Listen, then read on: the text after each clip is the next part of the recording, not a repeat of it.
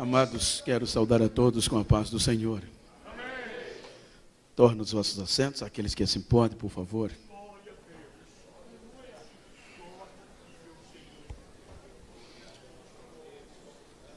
Quero agradecer a Deus mais uma vez pelo rico privilégio de poder estar aqui participando deste congresso e agradecendo ao pastor Seno, mais uma vez, pastor Roberto, a toda a diretoria da igreja e também a todos os, eu não vou ter a ousadia, como costumo dizer, de chamá-los de companheiros, porque eu não estou a esta altura, mas quero chamá-los de amigos, aqueles que compõem o quadro de obreiros desta igreja.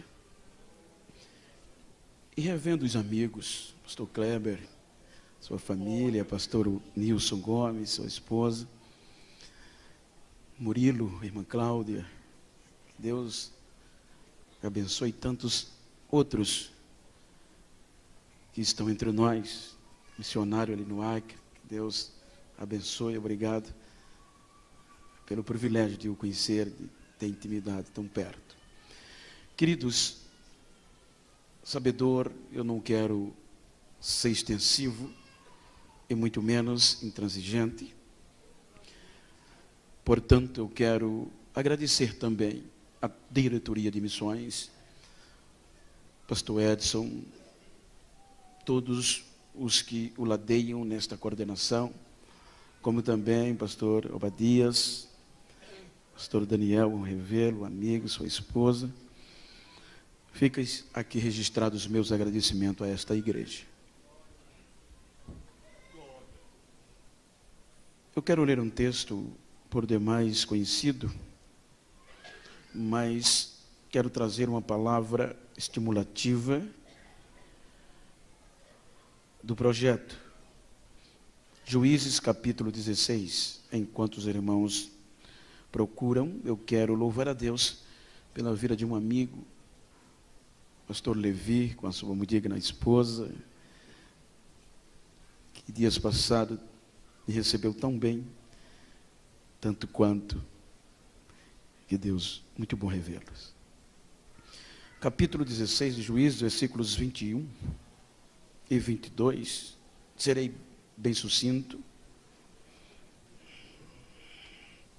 O texto do 21 diz o seguinte: então os filisteus pegaram nele e lhe arrancaram os olhos, e fizeram-no descer a Gaza, e amarraram-no com 2 cadeias de bronze, e andava ele moendo no cárcere.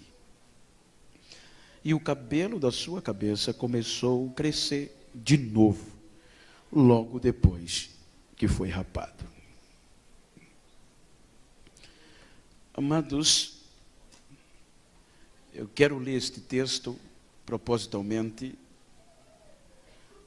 haja vista que eu quero falar-lhes sobre o projeto.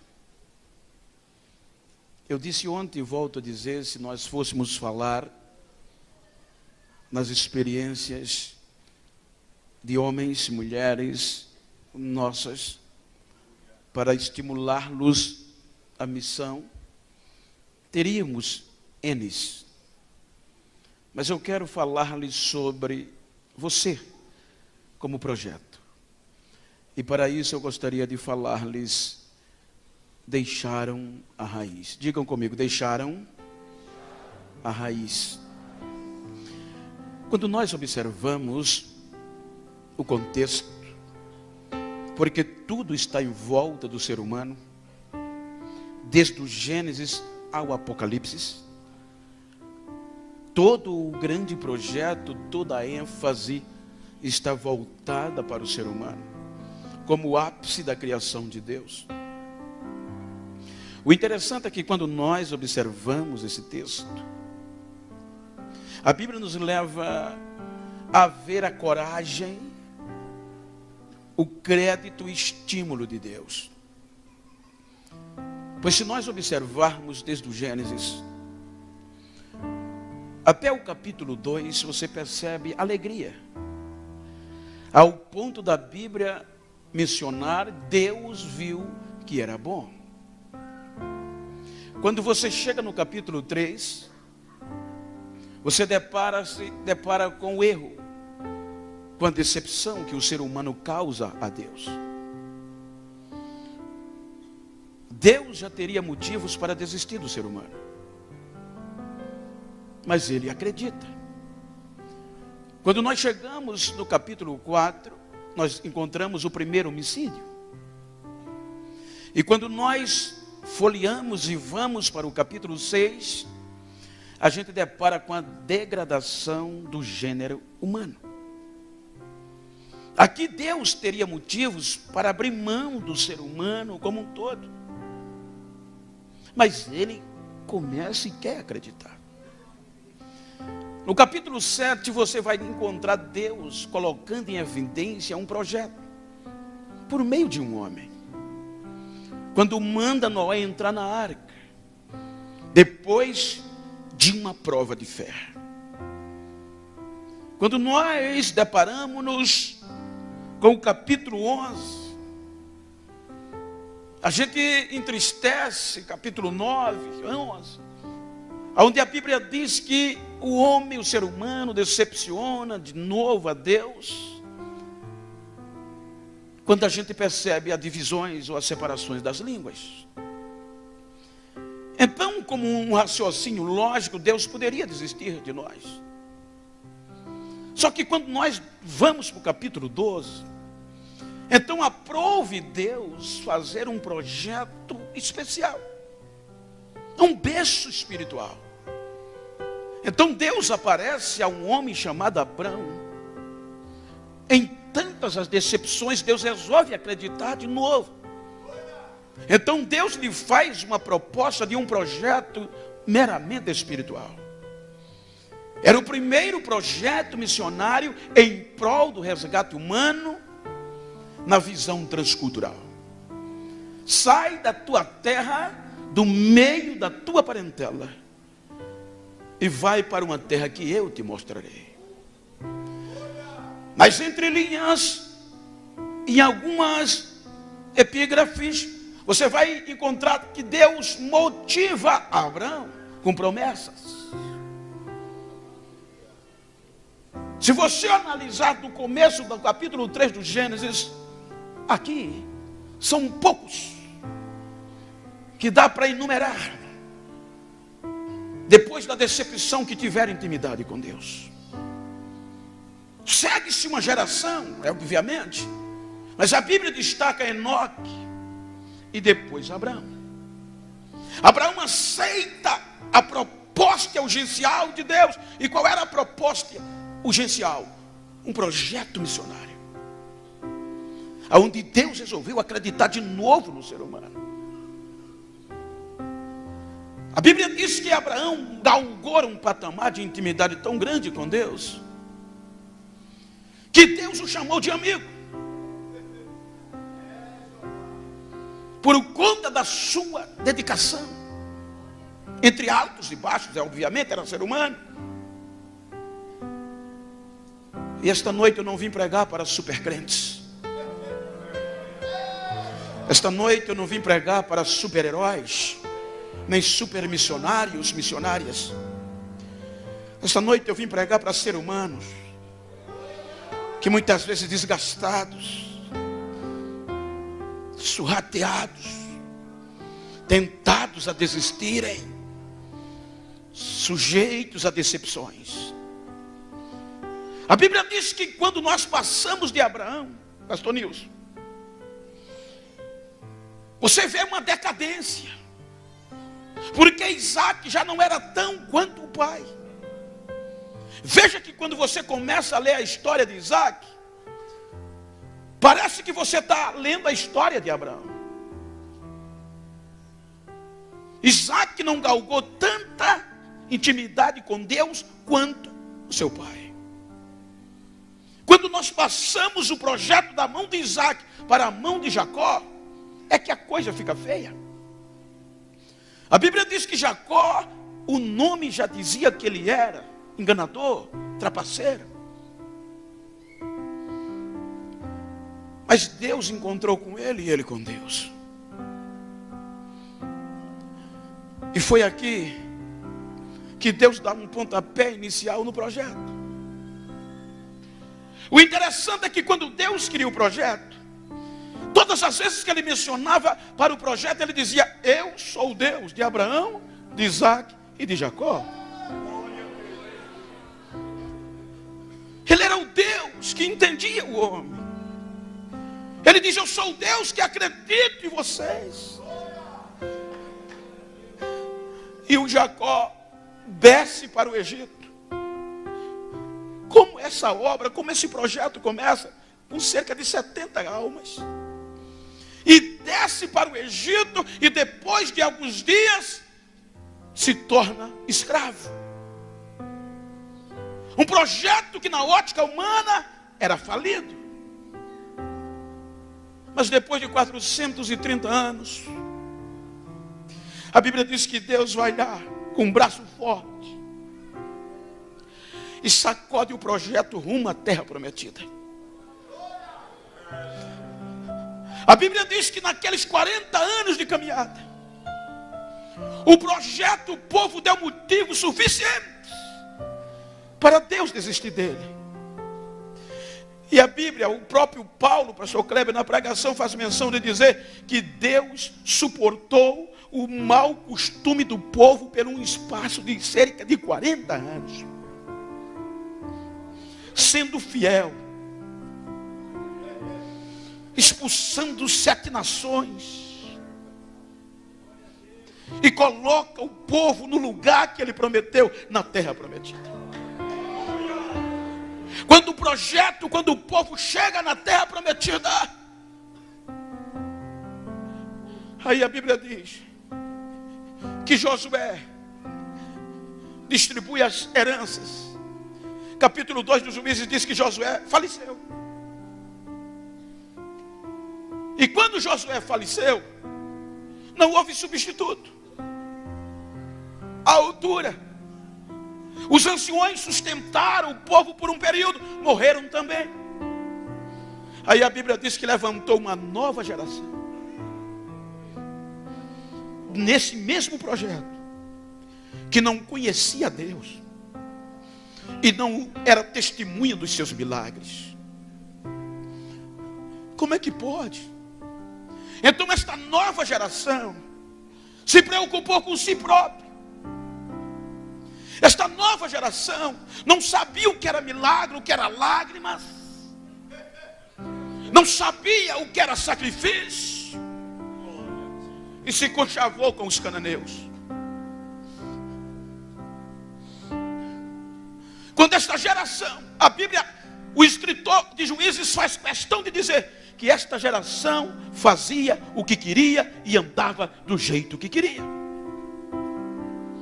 Então, pela primeira vez na história, desde o Egito até aqui,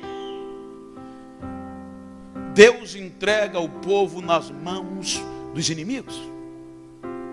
Agora o projeto é entregue na mão dos moradores da Mesopotâmia. E olhem, atentem, era mais grave do que no Egito. Deus entrega o projeto na mão de Cusã-Risataim, que era o líder dos moradores da Mesopotâmia, por um período de 8 anos. Por que era maior e pior do que o Egito? Porque no Egito o povo foi escravo, o projeto estava subjugado na terra alheias, ou nas terras. Mas aqui não, o projeto estava sendo subjugado dentro da própria casa, dentro da terra que Deus disse: aqui vai dar certo. Mas a insensibilidade do povo levou à escravidão. Uma geração que não tinha experiência com o projeto, uma geração que se entrelaçou com os inimigos. E num período de 8 anos, esta geração não suportou. Então essa geração agora queria ter intimidade com Deus. E quando não aguentam mais, eles lembram do passado, o que acontecia quando os pais, quando a geração anterior estava em crise, chorava e Deus respondia. Então a Bíblia diz que esta geração desceu. E a Bíblia diz que os nossos erros não muda Deus. Os nossos erros não destroem a gente diante de Deus. Porque se destruísse, Pedro também tinha sido destruído e tantos outros. O que pode nos destruir é a falta de esperança. Porque enquanto tiver esperança, Deus está lá de pé. Porque a Bíblia diz que mesmo o povo sendo infiel, Deus permanece fiel do mesmo jeito. O povo clama e Deus ouve. Quando Deus ouve, Deus desce. E o Espírito de Deus, que há tanto tempo não descia, agora desce e sacode um homem chamado Otiniel no meio daquela geração pecaminosa. Liberta o povo, faz proezas. Eu não tenho tempo para dissertar, mas se você observar, você vai ver que aqui começa primeiro juiz em caráter urgencial. Desde que a ordem arônica entrou em evidência. Se você olhar a chamada inicial do projeto, era a segunda ordem de Melquisedeque, a chamada de Abraão. E a chamada de Melquisedeque não tem genealogia, era a escolha de Deus. O homem não palpitou. Mas na chamada arônica o homem entra. Aí aqui começa as urgências de Deus. Aí Deus levanta juízes.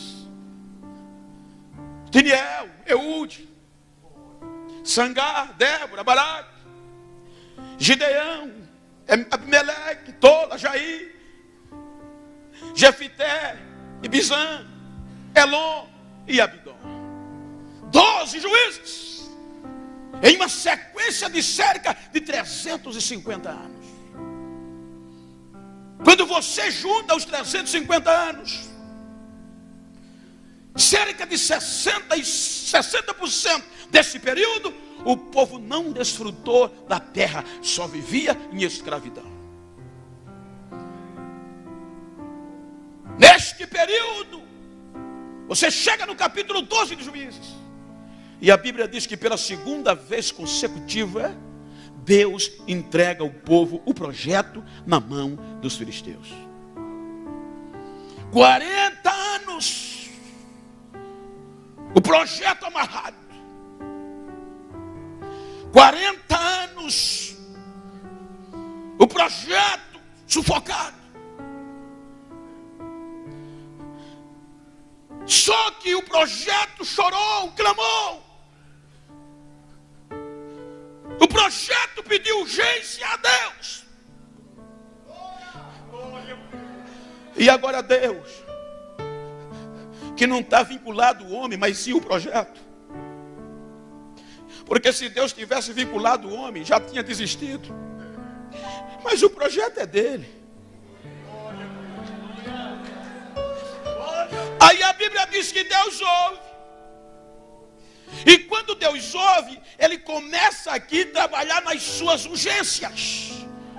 E as urgências de Deus vêm pelas impossibilidades. Quando o homem não acredita, pode ver que agora Deus deixa o homem de lado e Ele mesmo quer intervir. A Bíblia diz que Deus entra num contexto de impossibilidade. Você pode olhar, todas as urgências de Deus vêm por meios de impossibilidades. Primeiro, Sansão. Segundo, Samuel. Depois, João Batista. E por fim, Jesus, para restaurar a ordem de Melquisedeque. Qual é estas impossibilidades? Agora Deus resolve intervir em um útero falido, aonde não teria possibilidade de nascer uma urgência. O anjo vai lá nas terras de Dan, aparece uma mulher, que a Bíblia não cita o nome, só a mulher de Manoá, e diz a ela, ainda diz a ela, eu sei que tu és estéril. Quando Deus tem urgência, não depende de anel, de diploma, de quem sabe, de quem não sabe, Ele faz acontecer. Eu sei que ninguém acredita mais em você, porque uma mulher estéril na cultura era o ápice da vergonha. Ela era falida, o útero fechado. Aí Deus vai lá e diz: eu sei que tu és estéril, mas no teu útero tu vai conceber um menino e ele vai libertar o projeto da mão dos filisteus. A partir de hoje, você não beberá bebida forte. Era o anjo dialogando com a mulher. A partir de hoje, você não beberá nada derivado da videira, da uva. A partir de hoje, dizia o anjo, você não pode tocar em cadáver. A partir de hoje, você não pode se contaminar. Ora, a mulher era um projeto falido. O que é que a urgência de Deus não levanta? Por isso que eu estou dizendo que eu não estou pregando para supercrente. Eu estou pregando nesta noite para projeto de Deus que pode estar caído, mas Deus vai fazer algo aqui para o final desse congresso. Se o olhar de Deus era criança, aí eu questiono por que Deus resolve usar a mulher.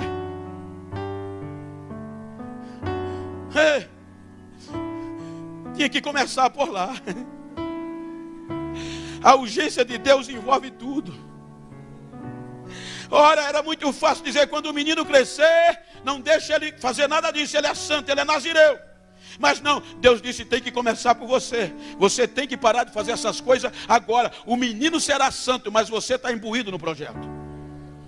É aí que Salomão, quando a gente lê na nossa linguagem, Provérbios, salvo engano, 22:6, me ajudem, quando ele diz: ensina o menino no caminho que se deve andar. Ele não diz ensina o menino o caminho. Está no texto. E na nossa linguagem isso tem uma diferença meia contundente. Porque para ensinar o caminho é fácil, qualquer um pode ensinar. Eu preciso ir para o Coliotel. Alguém aqui que conhece a rua, olha, tu pega lá, vai para lá, vira à esquerda, vira à direita, eu chego lá. Você me ensinou o caminho, eu posso até me perder. Mas para você me ensinar no caminho, você tem que ir na minha frente. Você tem que ir me puxando. Vamos por aqui, aqui vai dar certo, tem que ser assim. Diga comigo, eu faço parte dessa urgência. Vai começar por mim. O menino nasce. E a mãe vai puxando o menino. Como a criança cresce diferente das outras. Mamãe, há questionamento no nosso entendimento racional.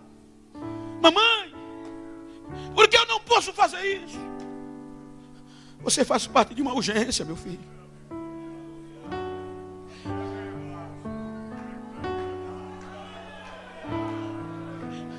Mamãe, por que fulano é assim e eu não posso ser?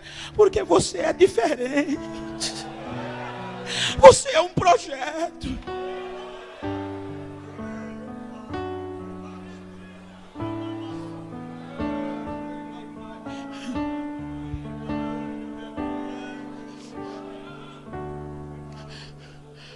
Quando você termina o capítulo 13, o capítulo 13 começa a dizer que o menino vai crescendo. E o menino vai crescendo, aí o texto diz: e o Espírito do Senhor impelia ou incitava ele dentro de Dan e Estaol. E em uma região, o Espírito Santo ia provocando Sansão quando ele ia crescendo. A palavra incitar quer dizer provocar. A palavra incitar e dá-se-nos a entender que o Espírito Santo olhava para Sansão e dizia: tu vai ser uma bomba. Eu vou sacudir esta terra por causa de você. Estou com dó dos filisteus por causa de você. Chega o capítulo 14. O menino cresceu. E aqui está um dos maiores problemas das urgências de Deus. Quando a gente cresce,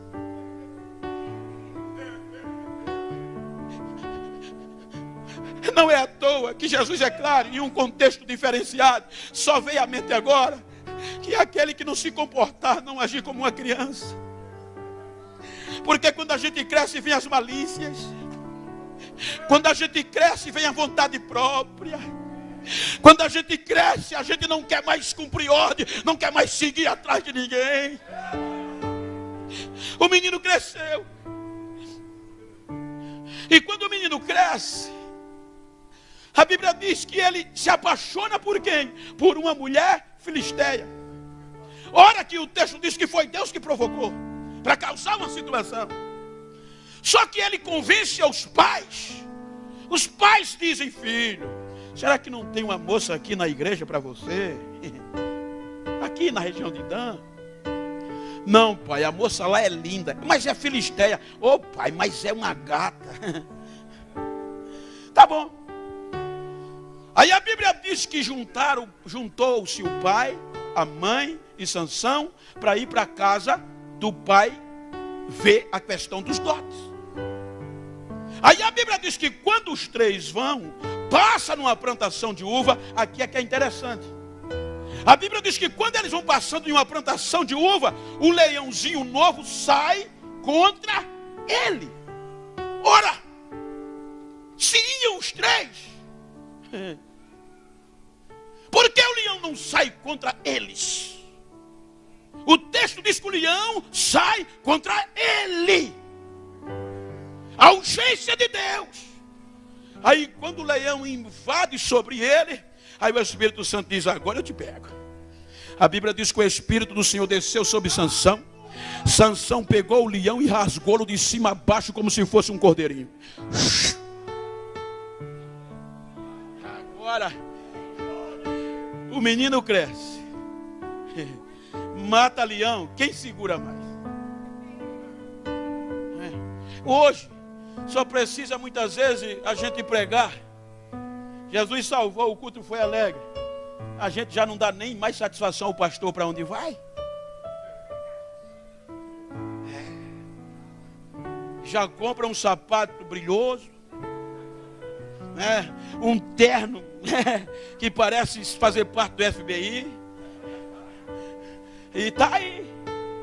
Agora o menino cresceu, matou um leão. A fama começou a surgir.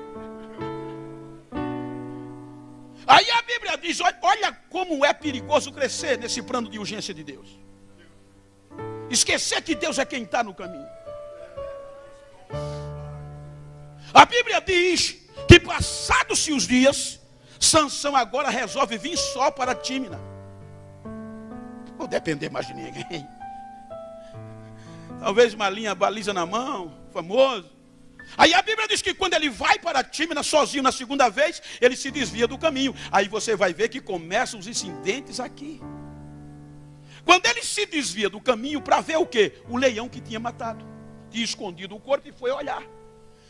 E quando ele chegou lá, a Bíblia diz que o corpo do leão estava coberto de favos de mel. E a lei, a ordem do contexto do nazareado era que um nazireu não podia se contaminar tocando em cadáver. Até que nem o pai, nem a mãe, nem a irmã, diz a Bíblia, que morresse ele podia se aproximar. Aí Sansão vê o mel em cima do corpo, aí se agacha, pega o mel, obviamente na lógica ele tocou no corpo do leão, pega o favo de mel, vai fazendo festa e o mel chega a babava caindo de tanto ele comer. Quando ele chega em casa, dá o pai e a mãe o mel, ambos fazem a festa, comem. Aí o texto diz: porém, ele não disse aos pais de onde veio o mel.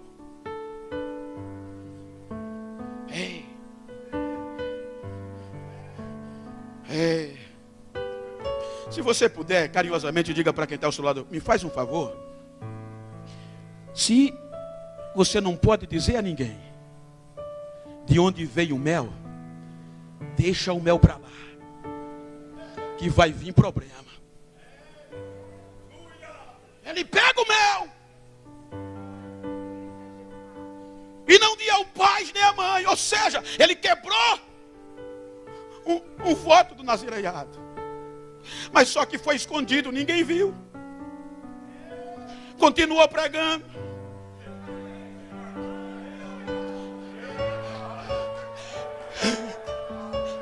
Continuou fazendo tudo o que fazia. Pai do Senhor, meu irmão, Pai do Senhor, esse menino, deixa eu bater uma foto com o Sansão, esse é demais. Foi para dentro, o erro só ele sabia. E o que eu acho lindo é que Deus deixa, né? Ele diz, deixa eu ver se deixa eu deixar ele pensar que é alguma coisa. Deixa ele pensar. Aí Deus deixa.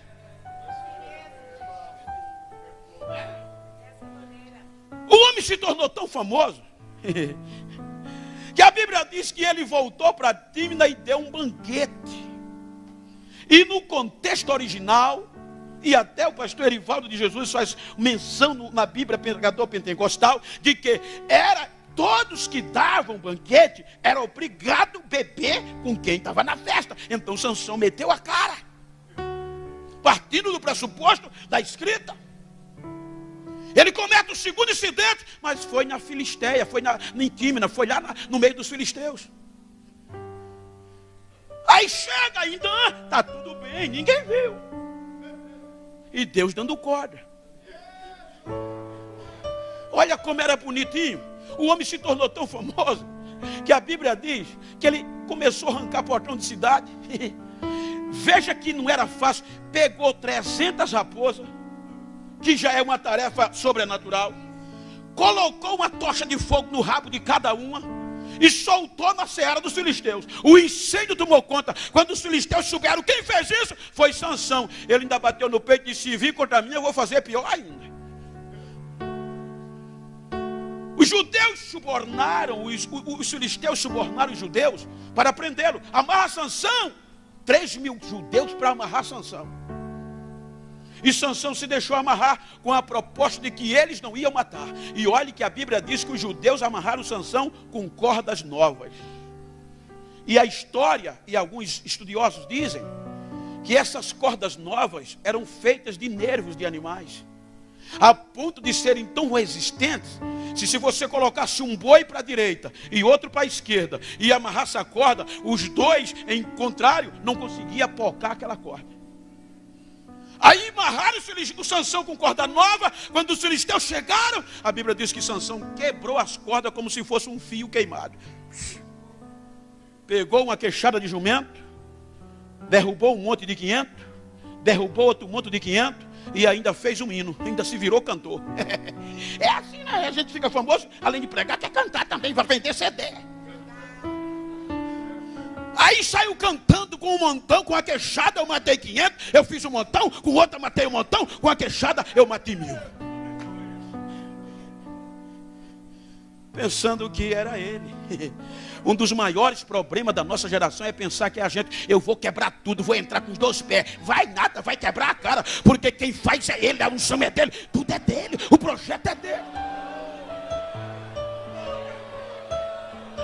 Era uma urgência de Deus. Veja algo lindo.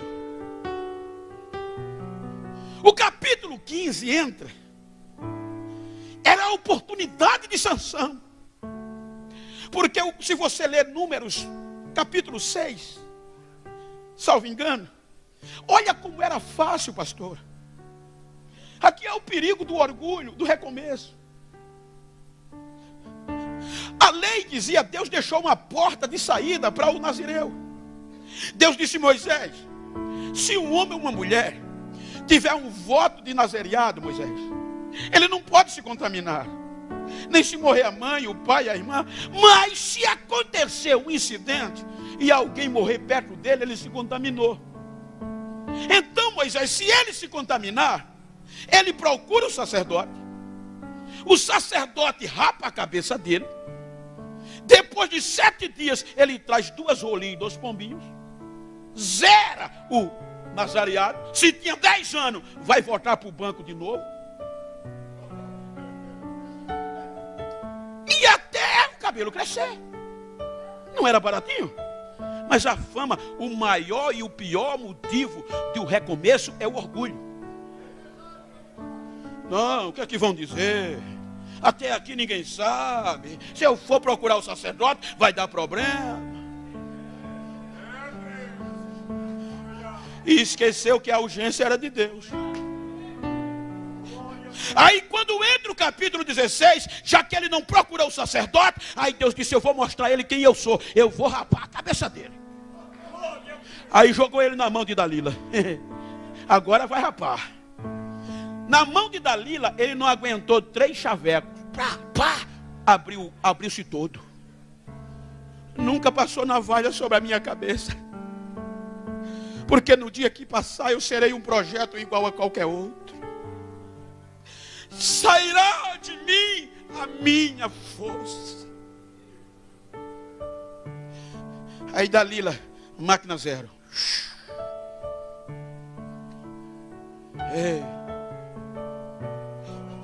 Um projeto urgencial de Deus.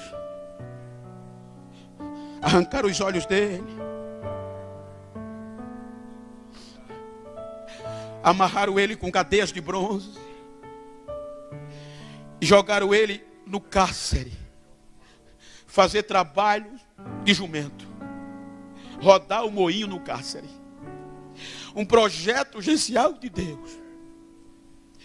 Os filisteus tiraram a visão, a direção, a liberdade. E jogaram eles senhores, fazendo trabalho de jumento no cárcere, um projeto urgencial de Deus.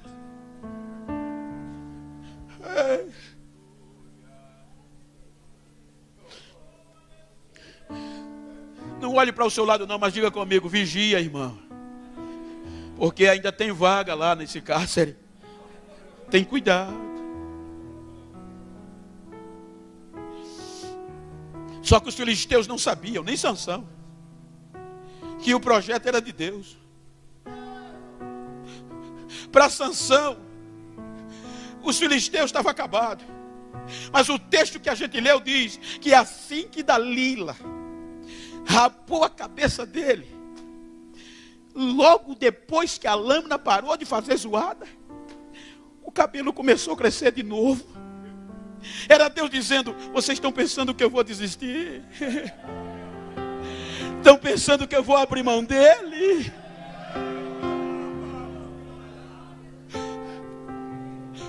%99% sem credibilidade, sem olho, algemado, sem liberdade.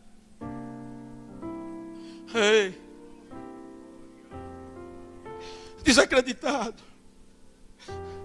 Só que a Bíblia mostra que Sansão perdeu 99%. Mas uma coisa ele não perdeu: o quê? A esperança. Ele orava na cadeia, sem olho. Mas ele orava, porque a oração é um diálogo com tempo de falar e de ouvir. Só que ele só falava e Deus não ouvia, ou fazia isso que não dava ouvido. Me pediram para dizer, me permitam, quantas vezes não disseram para mim: tu é um projeto falido? Quantas vezes eu não ouvi: esse negro não vale o que come? Quantas vezes a minha família e os meus irmãos não me esbufeteavam? Quantas vezes eu não dormi debaixo de pé de pau, querendo tirar a minha própria vida? Até que um dia chegou um jovem senhor dizendo que tinha alguém que acreditava em mim. E quem era? Jesus. Tinha urgência.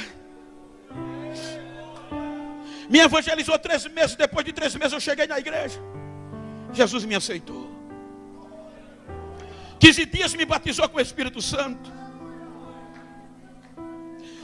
Com um mês eu fui batizado nas águas. Mas aquele batismo que era 3 dias falando língua, sem direito de falar o português. Não era assim, não era? Com 1 ano eu já pregava dentro da cana, dentro da mata. Usava caixa de som de 50 quilos, que se tivesse na época essas caixinhas era ótimo. Mas era caixa dessa altura, tinha que pôr nas costas 15, 20 quilômetros. Tem pessoas que olham para mim hoje e vê eu subindo, descendo de avião e diz: Benta, a tua hora chegou, ninguém te sustenta. Conversa, ela começou lá atrás. A hora chegou quando as caixinhas estavam cortando o meu ombro. Era a urgência de Deus, era ali. Mas um dia eu estava em um culto de domingo evangelístico, e no meio da igreja, sentado lá no penúltimo banco, e o pregador naquela noite olhou e disse: fica de pé. Eu fiquei, ele disse: Deus manda te dizer que tu és um projeto dele. Deus tem urgência em te usar. O mundo vai ouvir falar o teu nome, o Brasil vai te conhecer. Irmão, quando vocês forem me visitar, eu vou levar vocês onde eu cresci, dentro do canavial, pobre. O negócio foi tão sério que depois de 3 dias, um grupo de obreiros foi na minha casa, de obreiros. E aquele grupo falou para mim: Bento, a gente tem mais anos que você na igreja, Bento. A gente chegou aos 20 anos, você chegou agora, está com 1 ano, Bento. E a gente já está preocupado, porque você está correndo tanto, tem tanta coisa, e você pode decepcionar. Mas por que vocês vieram me dizer isso? Aquilo que o pregador disse domingo a teu respeito. O que é que houve? Acredita não. Ele errou, Bento. Ele não te conhece. Tu tem 3 motivos, Bento, que é impossível. Então, quais são os meus motivos? Meus defeitos? Tu é pobre, analfabeto e preto. Pense. E eles estavam cobertos de razão. Eu gritei: acabou. Não vai mais, eu entro numa igreja. Só que a chave da congregação ficava na minha casa. O dirigente chegava à noite, eu levava. E como a chave ficava lá em casa, eu tinha o costume de orar no mínimo 8 horas por dia. Mas ninguém vê isso não.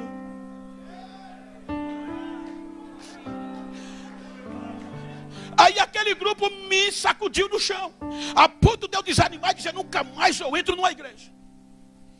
Amanheceu o dia, não dormi direito. Quando eu olhei para a parede, a chave estava lá. Peguei a chave, vou orar não. Resolvi ir orar meia hora. Cheguei na igreja, abri a igreja, dobrei meia hora, só chorava, só gritava. Meia hora, 8h30, fui me levantar, não consegui.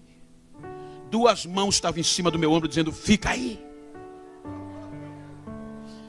4 da tarde eu saí da igreja. Quando eu vou para casa, vem um jovem adolescente ao meu encontro dizendo-me uma notícia catastrófica. A tua menina, na época, tinha 9 anos, saiu às pressas para o posto de saúde. Muito precário. Cheguei no posto de saúde, o médico mandou eu entrar, não tinha mais jeito.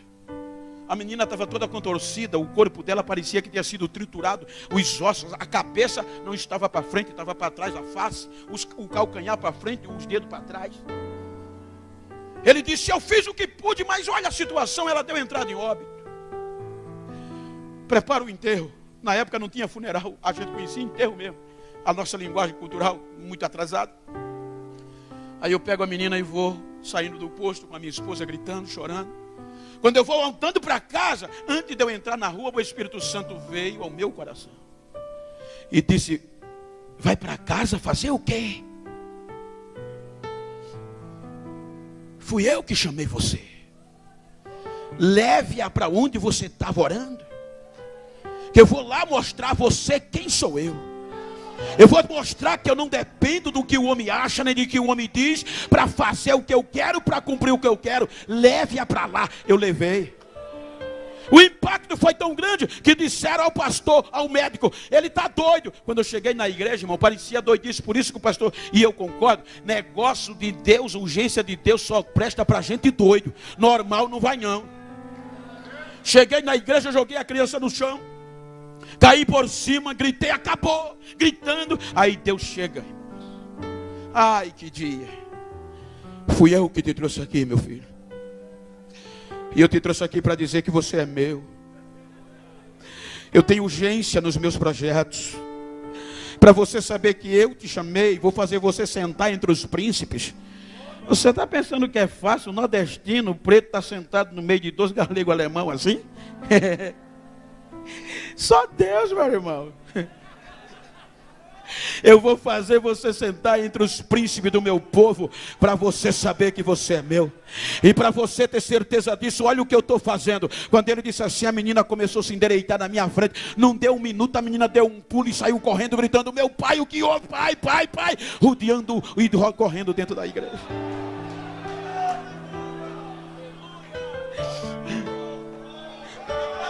Dá para você olhar agora para quem está ao seu lado e dizer: Deus não desiste de você, urgência.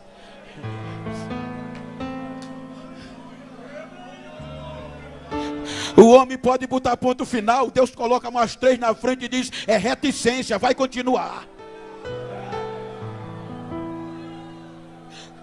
Hoje os meus olhos têm contemplado quantas vidas aceitando a Jesus, cerca de 1000 vidas por mês, 300, 900. Hoje dizem que a Europa é o quintal da minha casa. Hoje eu não consigo andar nem de carro direito, porque os aviões não deixam. Hoje eu recebo cerca de 35 convites a 40 por dia. Me explica como é que pode. Pastor, aqui é do Japão. Mas como é que vocês sobem? Eu não vendo DVD, nada contra, é um testemunho meu. Eu não tenho cartão. É uma luta, eu não olho internet, só uso mesmo o WhatsApp. Eu só ando mesmo com a Bíblia e o óculos, e às vezes ainda deixo o óculos. E as pessoas diziam: Bento, tu é um projeto de Deus, Bento. Faz alguma coisa, faz um cartão, faz uma página, bota agenda para a gente acompanhar. Não, mas como é que tu vais? Como é que vão te conhecer? Eu não quero ser conhecido, mas como é que Deus vai te usar? A minha Bíblia diz que o vento, antes de soprar, ele vai a Deus, bate continência e diz: aonde eu vou soprar hoje, Senhor? E Deus diz: sopre para lá, sobe para cá.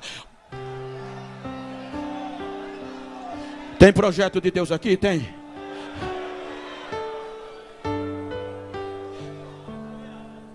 Sansão estava lá, sem liberdade.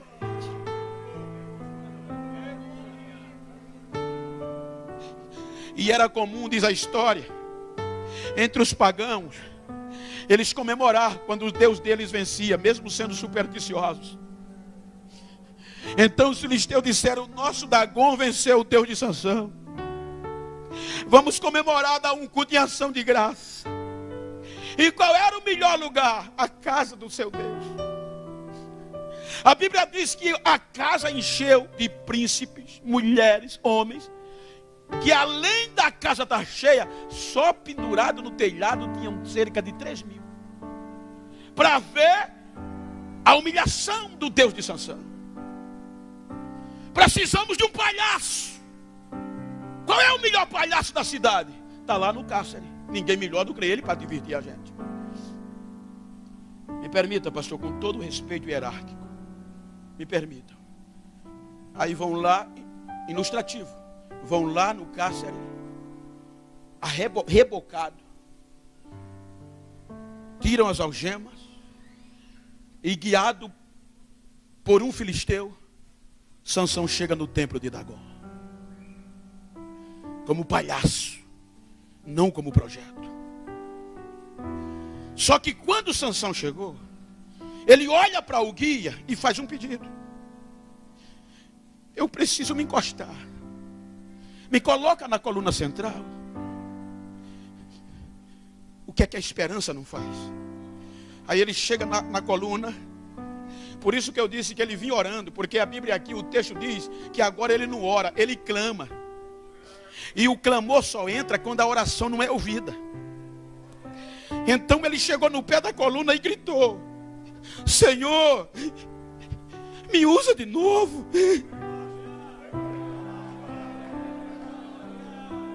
Senhor, usa-me de novo, pelo menos só essa vez. Mas eu quero ser cheio de novo. Aí o Espírito Santo desce. A Bíblia diz que Sansão abraça a coluna, dá 2 balançadas e o templo de Dagon cai e mata todo mundo que pensava que o projeto tinha acabado. Olha que coisa linda.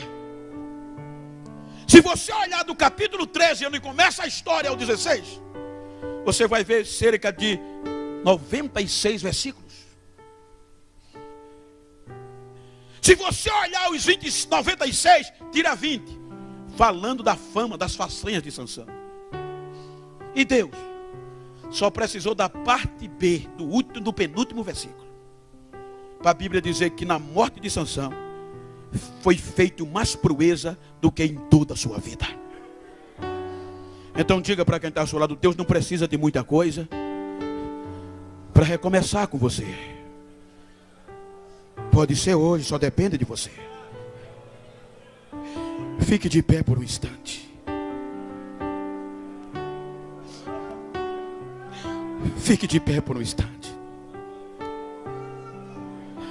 Se você pode, carinhosamente, se você pode, e se você quiser, dá uma olhadinha para esse irmão que está ao teu lado, ou essa irmã, e diga para ele: me faz um favor.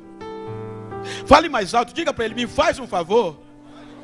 Depois desse congresso de urgência, se por acaso tu encontrar um filisteu por aí, que pensou que eu tinha desistido, pensou que tinha me acabado, faz um favor para mim. Diz a eles que cometeram 2 erros. Primeiro, me deixaram vivo. Segundo, raparam a cabeça, mas deixaram a raiz.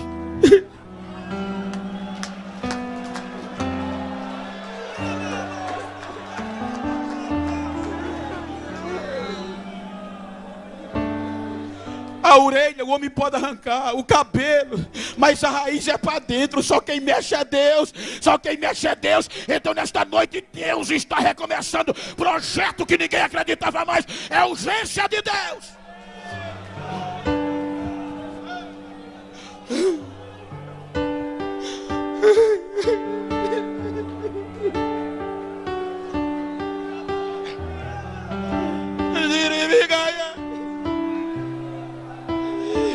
Não importa como você chegou aqui, importa como é que você vai sair. Não importa como você entrou, importa como você vai partir daqui, cheio de Deus, cheia de Deus.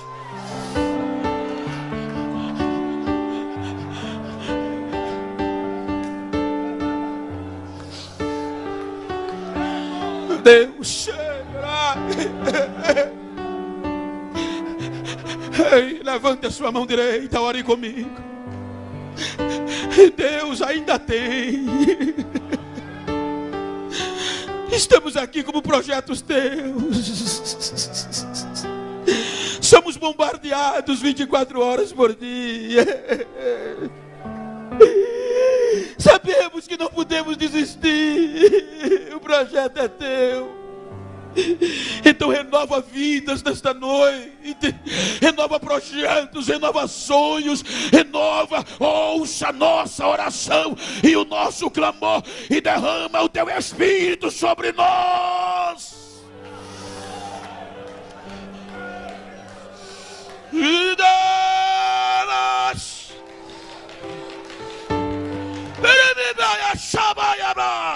Quem está sentindo o que eu estou sentindo aqui? O Espírito do Senhor me ortoga a transmitir esta unção. Recebe a unção que está sendo derramada hoje.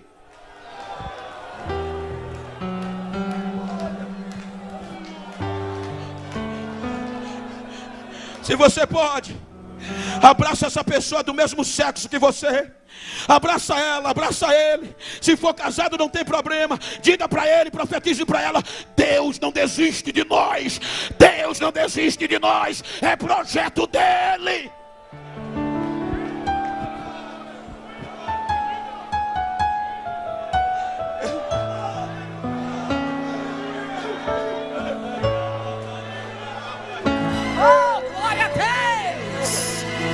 Está chegando a hora dos projetos de Deus começar. E hoje nós estamos aqui como fruto